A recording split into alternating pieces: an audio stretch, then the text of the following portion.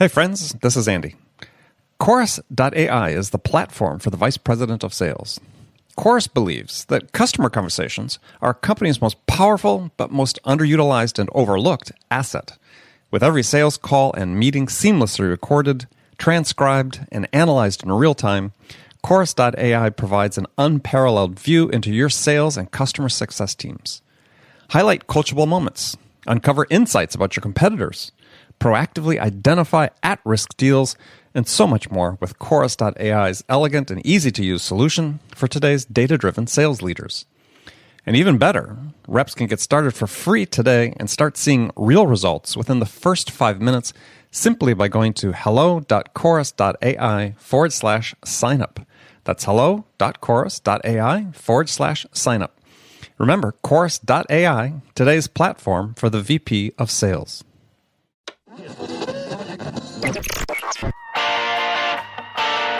It's time to accelerate. Hey friends, this is Andy. Welcome to episode 605 of Accelerate, the sales podcast of record. Coming back and joining me on Accelerate for the second time is my guest, Tim Sanders. Tim is the author of 4 books, including the New York Times bestseller, Love is the Killer App, How to Win Business and Influence Friends, and Deal Storming, the secret weapon that can solve your toughest sales challenges. Now, in our conversation today, we're going to talk about several topics. We're going to start by talking about the power of metaphors to help you achieve breakthroughs in your selling. We're also going to dive into the topic of how managers can transform themselves into leaders and what this means for how you as a manager and a leader work with the people on your sales team. If you'd like to see show notes for this episode, go to andypaul.com/605. We provide there a breakdown of this and all the conversations on Accelerate. Before I talk with Tim, let me remind you that today's show is brought to you in part by Chorus.ai. Chorus.ai makes your customer conversations work for you. VPs, sales enablement managers, and account execs alike all benefit from the power and ease of Chorus.ai's platform. Customers of Chorus.ai have seen dramatic increases in their close rates within the first few months and ramp-up periods for new reps cut by nearly half, all while gaining real insights to help you not only sell smarter, but sell better. Chorus.ai is the platform to make the power of AI available for every sales team. So get started today. Go to Chorus.ai. All right, let's jump into it with Tim. Tim, welcome back to Accelerate. Hey, my pleasure to be with you. Hey, it's such a joy to have you back on the show. So, all right, since the last time you were here, I've changed up some of my standard questions I ask guests. This one, big question to open the show. In your opinion, what's the single biggest challenge facing sales reps today? I think they're overwhelmed by technology. I think that they asked for a lot of help several years ago, and they've been punished with so many tools. It's really hard for them. Be careful what you ask for. Right. No good deed goes unpunished. I think there's just a huge seller overwhelm with respect to all the different tools that are available. And I think a lot of organizations are really going to have to simplify the process a lot more and really choose the tools that make the biggest difference. So I think that's a big one right now for sales. And, to kind of pull through from our last conversation, I also think that the sales process continues to get more complex because buyers are continuing to do their own collaboration. The buying process is getting more dispersed than ever. I had a recent check-in with the guys at the artist formerly known as CEB, and the number of decision makers or outside procurement players just continues to rise. So that continues to pose a huge problem. So, it's complication on complication. So, yeah, I mean, it's sort of interesting thing about the whole CEB thing with a number of stakeholders who have a say and input into decision making. But there also is a really interesting study, and this is, I mean, your point about overwhelm is, we'll get back to it because that's absolutely right on, I believe. But this thing about the CEB thing is, there's a report that came out that Discover.org had sponsored about surveying 1,200 buyers in 10 different industries, something like that in the B2B space. Mm-hmm. And there was acknowledgement that, there's a growing group of stakeholders, but as sort of human nature has it, there's one person that really dominated that whole whole process was like, yeah, we've got all these stakeholders, but yeah, there's still really one person who's more important than all the others that you really need to be focused on. But here's the yeah, I read that, I got that, and to get, if I were Brent Adamson, I would say yes, and that's called the mobilizer, right? So the one person is usually not the end beneficiary; they are the internal teacher that's always driving change, and oftentimes they're very adjacent, to the actual usage of that product. And what does that mean? It's hard to get in front of that person. It's hard to develop a relationship with that person through the cycle, right? So you usually end up developing a relationship with the stakeholder who's actually going to use what you're selling, and then that stakeholder is feeding that to the dominant person who you might be in front of once. So it puts even more pressure on sales to have that creative device, if you will, that sells forward on their behalf. Mm-hmm. Hint, it ain't testimonials. Yeah, what is it then? Oftentimes, at least in my experience, it's a really well-chosen metaphor, illustration, or analogy that has research behind it that simplifies why the customer needs to change the way they do business.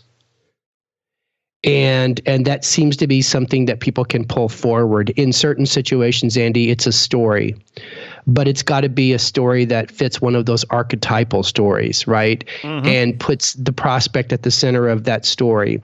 I often find that while external decision makers, they fight you on facts and figures, everything's apple and oranges, they can lean into a creative device like a story or and I keep emphasizing, a well-chosen analogy or metaphor that has research behind it. When I see breakthroughs on these complicated accounts, that's usually a big driver of it, right up there with luck. Couldn't agree more. I mean, the luck, I just wrote about luck this last weekend. Yeah, the metaphor, I mean, the power of the metaphor, we have all this talk about stories, and everybody needs to be able to tell stories. And a metaphor is a lot easier and more memorable. And I think that's what people mean when they say stories, right? We get confused, Right. People think there's a narrative that they have to spin out, and it's really like, yeah, right. Get a really powerful metaphor. People remember that. This is especially true for the technology sales world, from SaaS to stuff. Oftentimes when we're saying, well, tell a story, we go, okay, let's tell a story about how the company was formed. Nope, that's not a story, dude. That's about you. Let's tell a story about how we came up with this product. That's not a story. That's an anecdote. A story has movement. A story has tension. But when you're using a story to sell forward, meaning assume it will be repeated internally, the only way that works is if it is the type of story where the prospect sees themselves as the protagonist. Absolutely. And so that's why I like metaphor, because metaphor is safe, right? You're connecting with something that's already coded in our psyche. Oh, yeah, I know. And I'll give you an example. So You mentioned metaphor. I do like a metaphor, but sometimes the metaphor is just a static thing. Like in this case, when I was at Yahoo, around the turn of the century, we had enjoyed. It's true, it really was the turn of the century. It's important to date when you were there. Really, really important. So I was there from 99 to 2005, or as I like to call the Facebook days. So when I was there, when the market crashed in the spring of 2000, at the same time, the ad agencies and CMOs of the world decided they didn't want to buy digital advertising like they'd been buying radio and TV and print, right? So for the first 5-6 years of Yahoo's young life, we sold based on impressions. Right. We're going to put your ad in front of X million people and you're going to pay us Y. And then all of a sudden, one day around the summer of 2000, everybody came to us at once from the sales field and said, uh-oh, all the clients and agencies want to buy based on clicks now. They want to pay for results. And so we did a little back of envelope to see, well, how bad would that hit our P&L? Dude, it would be so bad on our P&L, the only way out was to increase our traffic by 500 to 800% immediately. Right. Okay, so we had to battle that. And let me tell you something, we knew that wasn't the right thing to do, because these companies are like Disney launching a movie or Ford launching the Ford Focus. So we knew instinctively that when we ran rich media, a homepage takeover, email, banner marketing, et cetera, with the car in it predominantly, we knew that we were complementing everything else Ford was doing in the real world. And we understood fusion marketing, that you kind of have to surround a customer to create an intender. So we need to get paid for that. So we begin to make that argument like, hey, look at this research we're getting from third party, whoever, AC Nielsen, that says that even though a person doesn't interact with an ad, there's some influence, right, on purchase intent. And they kind of push back because, again, they fight facts and figures. Then finally, one of our guys in research, one of the more creative guys, the one that didn't go to Stanford, I'm kidding. Hey, easy now. Walks into a meeting and says, he walks into a meeting with a crude mock-up of this iceberg. And he says, look, the way to think about this whole thing is it's like an iceberg. The clicks are everything above the water, but what you can't see beneath the water is a brand impression, purchase intent triggers, aha synergy, where we're connecting outdoor advertising to TV commercials, to digital, where there's this, if you will, tipping point. Malcolm Gladwell's book had just come out, so that was a very good analogy. So we created a really nice graphic for future presentations that would be a key leave behind, which had that iceberg metaphor, but it was deeply researched, where you would see all the things below the water and the research behind them. And the first time we took that to an ad agency in San Francisco, I remember the account planner claps his hands and says, this is what we need. Because what they all knew is that if the world moved to pay-per-click, then these guys wouldn't buy as much digital. And targeting was just starting to happen. So digital was beginning to emerge as the first addressable type of marketing that you could actually reduce cost on over time. So the ad agencies knew that unless they were successful at convincing the advertisers to continue purchasing, uniformly across the board, they would miss the digital revolution, and it would be bad for companies. This iceberg metaphor, I got to tell you, dude, it made a huge impact on our ability in the field to influence people that we never got in front of around this issue, and to kind of convert facts and figures into something someone's lived with and heard about their whole life. It's just like the iceberg, right? People were super familiar with beware what's below the water. Because if your competitor buys it and you don't, you're sunk. Yeah, and I think that even though, key point you're talking about, even though you had it researched, the power of the metaphor was in just looking at it, they understood it. It wasn't like they even needed the facts and figures. They got it as soon as they saw it. They got it.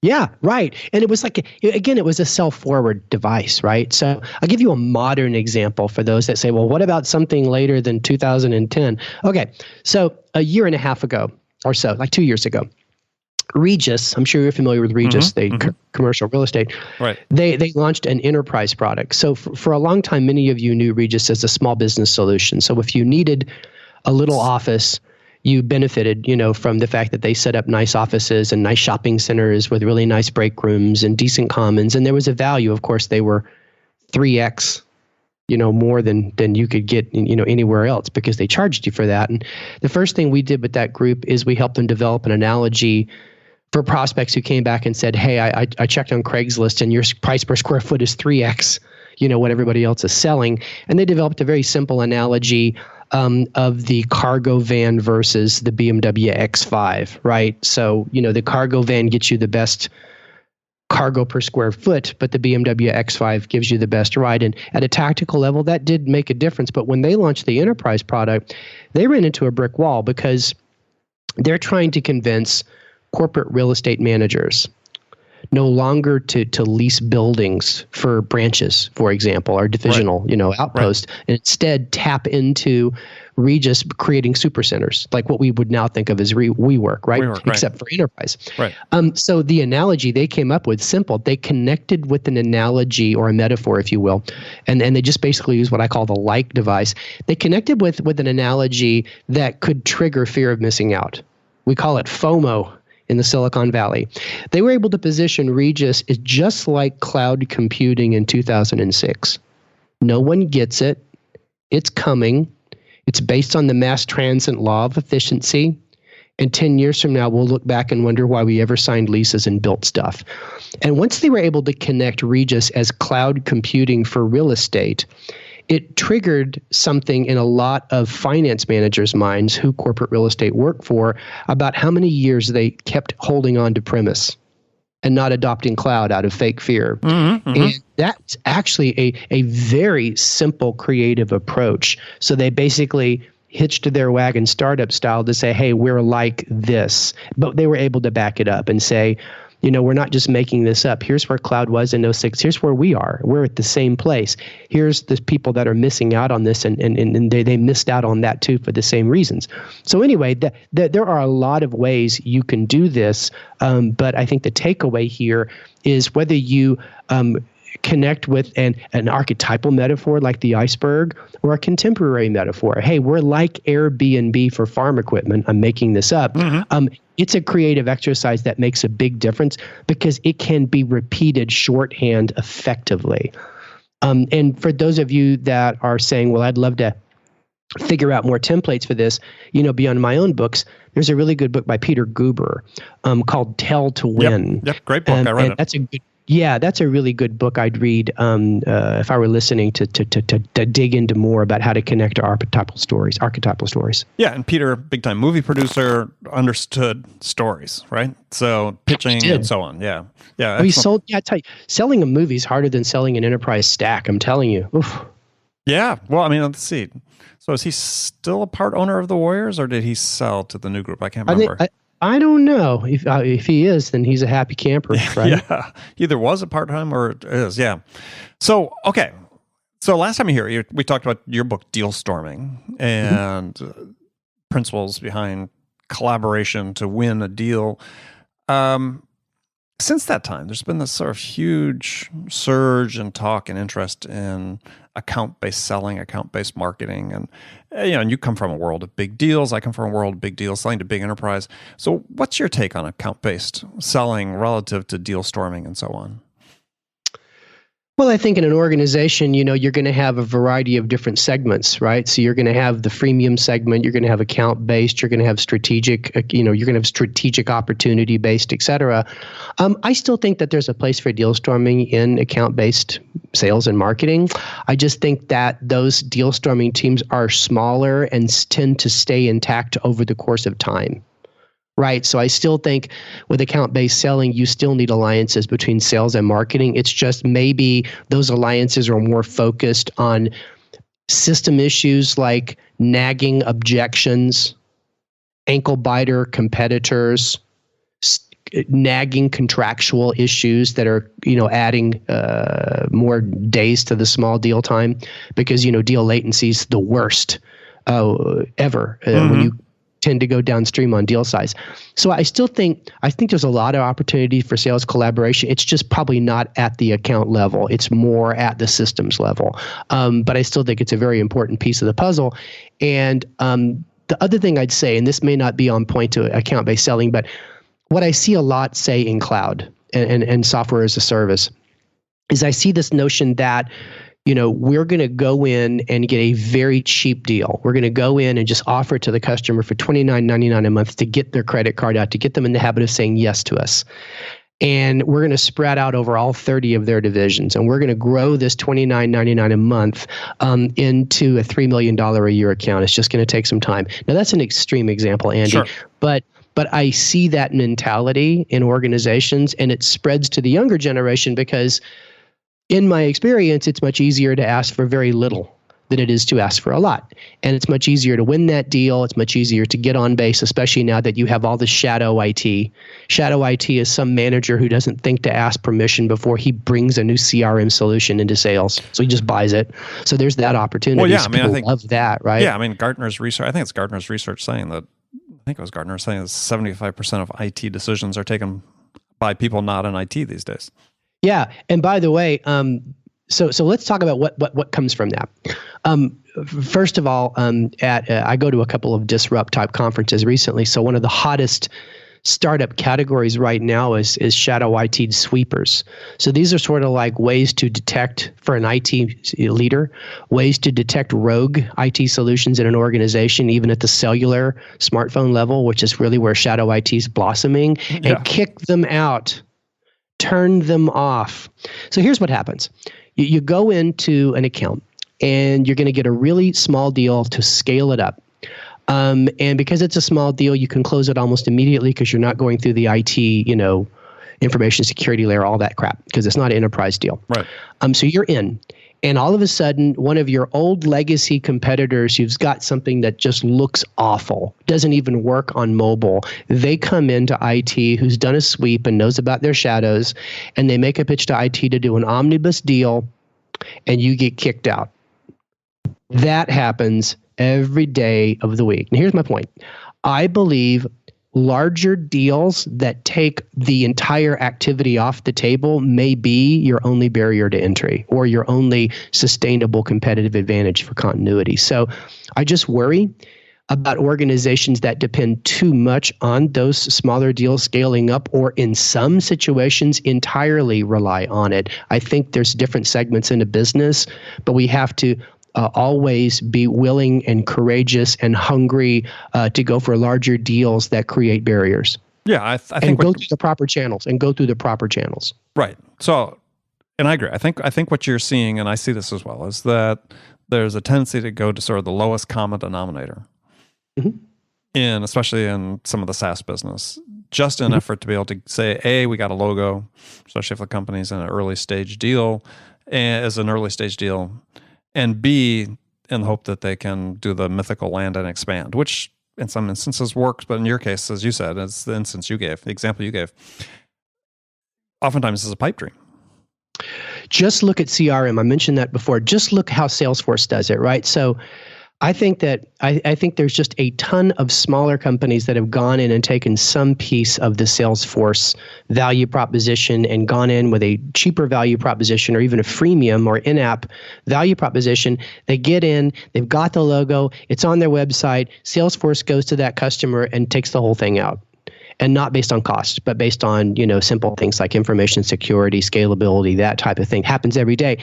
And I'm also seeing it a lot in the HCM space. So you get a lot of the smaller players go in and take a little piece of ADP's pie, whether it's PEO or ES or whatever, and they get in for a hot minute. And then all of a sudden ADP or a broker comes and they get kicked out just because they're going through the proper channels. So I see it. And again, there's nothing wrong with that approach. It's a smart approach, land and expand for the right product. But you've got to still understand that you're not creating barriers to entry with that approach. It's just too easy to fire you. Well, at some point, there's somebody whose job it is to really care about that you need to make sure they become a customer. Yeah.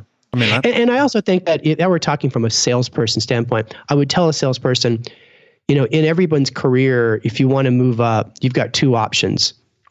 You can do whatever, you can sell whatever's in front of you and eventually become a sales manager. Or you can always move up and add zeros to what you sell, and you can become a sales leader. I've always wanted to be a sales leader. You may have a few sales managers titles along the way, but really, I believe our ability to ask for more zeros and win that is the way that we earned the kind of income we dreamed of earning when we got into this business. That's a great description. I've never heard it laid out that way. I love it. Difference between a sales manager and a sales leader. Zeros, right? Baby. There's zero difference. Would say commas, baby. Well, but there's a lot to be said for that.